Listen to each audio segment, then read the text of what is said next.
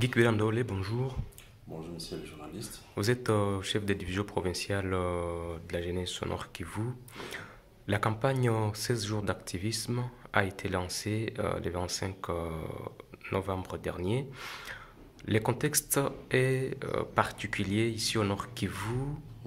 Les jeunes filles déplacées qui sont cantonnées dans différents cas autour et dans la ville de Goma subissent plusieurs violences. Alors, vous comme numéro un de la jeunesse sonore qui vous encadrez certainement à ces jeunes, c'est quoi d'abord les messages par rapport à la campagne 16 jours d'activisme? Bon, je pense que la campagne 16 jours d'activisme est une pratique qui est devenue régulière chaque année. La République démocratique du Congo a pris ses responsabilités en organisant les 16 jours d'activisme pour attirer l'attention de la communauté tant locale, nationale, régionale qu'internationale, pour qu'on sache réellement les efforts du gouvernement pour, pour son engagement dans l'égalité du genre. Mais également, c'est une occasion particulière pour avoir un focus sur la situation de la femme, puisque, vous savez, les recherches ont démontré que ce sont les jeunes qui ont toujours été à la base des non-respect des droits à la femme. Ainsi donc, les filles comme les femmes, quelques années passées, elles ont été reléguées au dernier plan, au point où la plupart n'ont pas émergé sur le plan scientifique, sur le plan économique, et vous n'ignorez pas le fait que certaines pratiques coutumières, culturelles, rétrogrades ont relégué également la femme au second, ou si pas les derniers rangs. Et donc, les 16 jours d'activisme est un cadre et une opportunité pour faire des réflexions et des réflexions participatives avec la présence et des femmes, et des filles, et des jeunes, et des hommes, des papas, pour qu'ils comprennent qu'ils ont une relation de partenariat pour se rendre complet. L'homme au sexe masculin ne peut pas émerger sans l'homme au sexe féminin. C'est très important. Et dans la jouissance des droits, quand vous lisez le premier article, je pense une disposition, en tout cas, si pas la première, mais dans les 5 premiers articles, les hommes naissent égaux en droit et en dignité, n'est-ce pas? Et que donc, on doit rentrer sur les fondamentaux de la Déclaration universelle des droits de l'homme. Si nous jouissons de la même façon des contenus de la Déclaration universelle des droits de l'homme, des dispositions de nos textes légaux et fondamentaux en termes de constitution dans les pays du monde, eh bien, il est possible que l'égalité du genre soit vécue et que la complémentarité soit consommée pour que le monde aille de l'avant de plus en plus vite. C'est ce que je pense par rapport à cette journée. Alors, quant à ce qui concerne la situation de la jeune fille et des femmes dans les sites de déplacés, oh, c'est un tableau, je suis désolé, noir que je peux vous peindre. Pourquoi je l'ai dit? Regardez globalement tous les déplacés de guerre qui sont forcés à vivre en errance, vidés de leur milieu naturel et d'origine. Ils se retrouvent dans les sites de déplacés autour de Goma et dans la ville de Goma.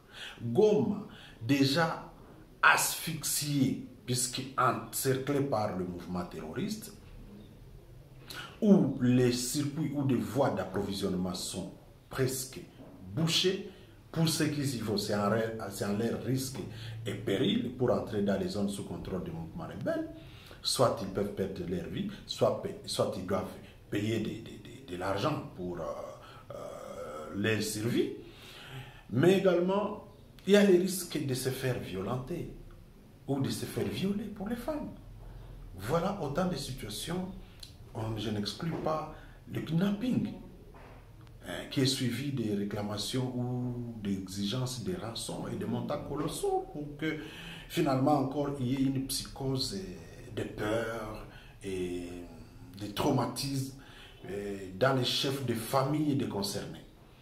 Bref, quand vous rentrez vers les filles et femmes dans les sites de déplacés, c'est des personnes qui n'ont pas forcément des toits. D'abord, ils n'ont pas des toits dignes.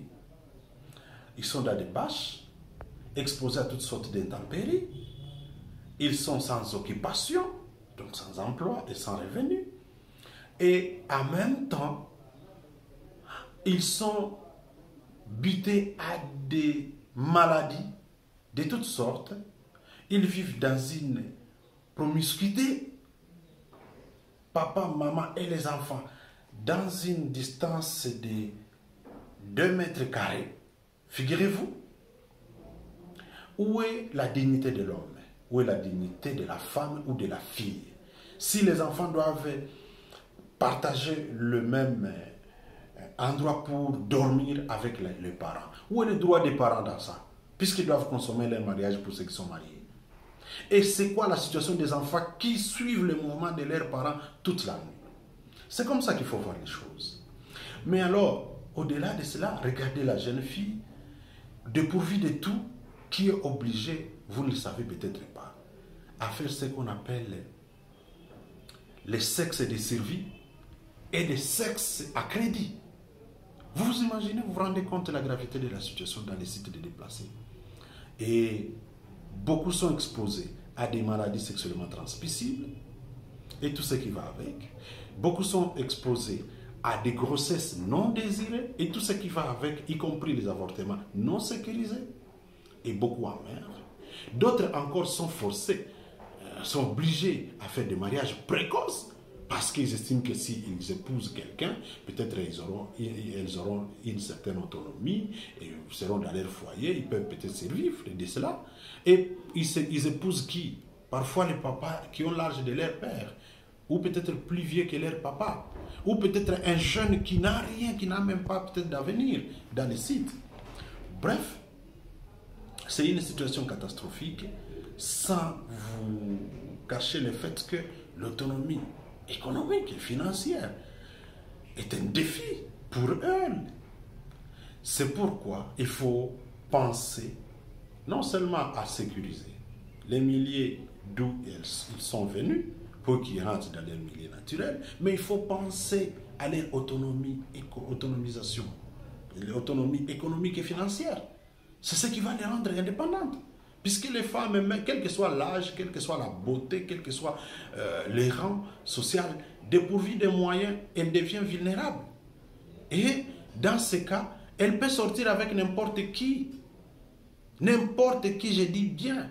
Je ne vais pas vous faire les dessins, mais je vous dis, une femme dépourvue de tous les moyens, faisant face à des besoins multiples pour les femmes, qui n'ont pas de dignité, qui ont besoin de lait de beauté, qui ont besoin de leur... Aujourd'hui, la modernisation oblige la pédicure, la manicure, leur coiffure et tout, les besoins de s'habiller, elles sont exposées et très souvent, elles sont prêtes à n'importe quoi pour leur survie ou répondre à leurs besoins.